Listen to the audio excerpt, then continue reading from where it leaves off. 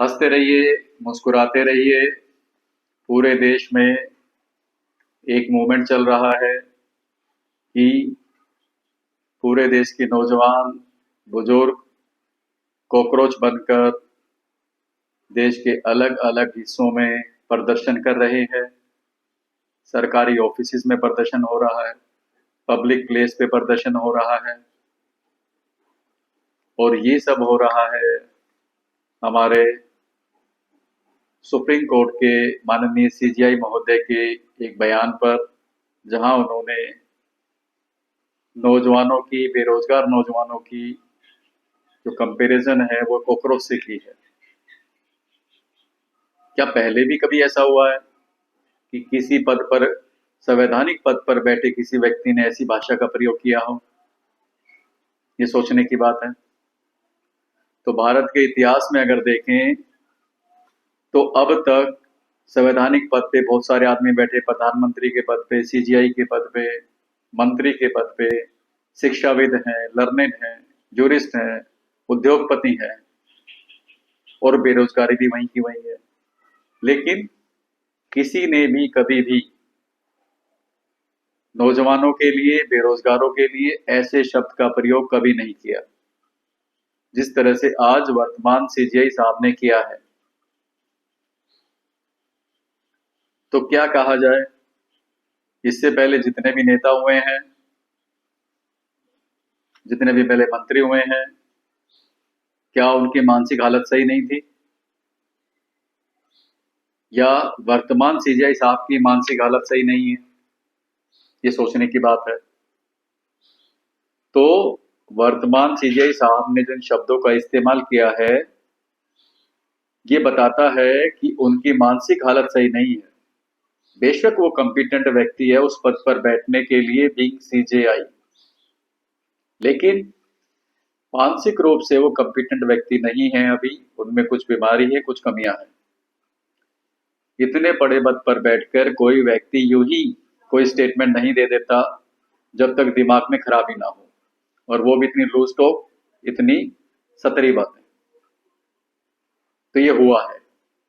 तो इसकी साफ वजह है कि जो वर्तमान सीजीआई महोदय हैं, कुछ ना कुछ समस्या है, और इस समस्या का अगर इलाज नहीं किया गया तो आगे चल के उनको डोगी दिखाई देंगे, बिल्ली दिखाई देगी, सांड दिखाई देंगे और ना जाने क्या क्या दिखाई देगा।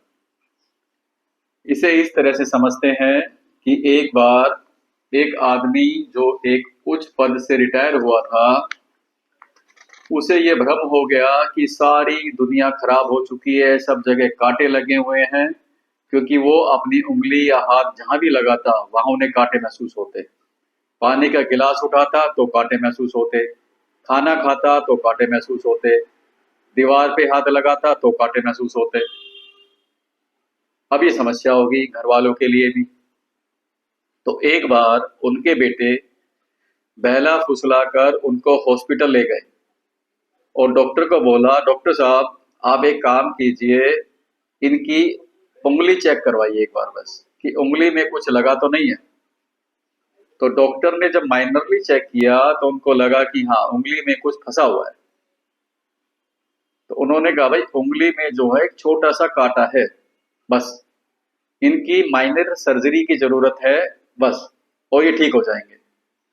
तो उनको माइनर ओटी में ले जाया गया और उनकी सर्जरी हुई, उस कांटे को निकाल दिया गया और उसके बाद उन्हें कभी भी कहीं कोई कांटा नहीं चुभा, ना दीवार को टच करने में, ना गिलास को टच करने में, ना कपड़े पहनने में, ना रेलिंग को टच करने में। ठीक ऐसे ही माननीय सीजीआई के दिमाग में कोई कांटा है, जिस कांटे की वजह से उनको ये कॉकरोच दिखाई दे रहे हैं, और इस कांटे की वजह से ही कल बाकी चीजें भी दिखाई देंगी।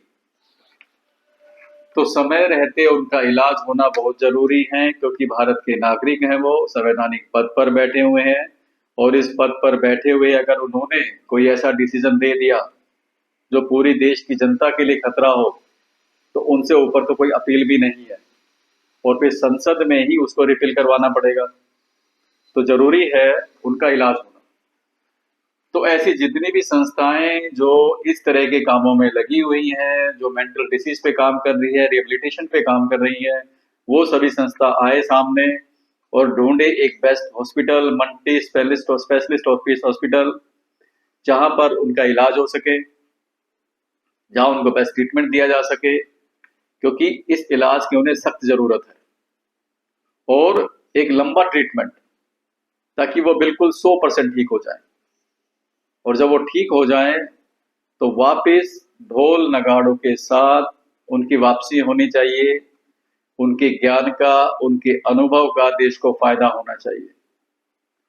तो मेरी तमाम संस्थाओं से अपील है कि उनके लिए कोई अच्छा सा मेंटल हॉस्पिटल भेजें और जितनी जल्दी हो सके उनका इलाज करवाएं, ताकि देश को फायदा हो उनके ज्ञान का और अनुभव का। तो हंसते रहिए, मुस्कुराते रहिए। धन्यवाद।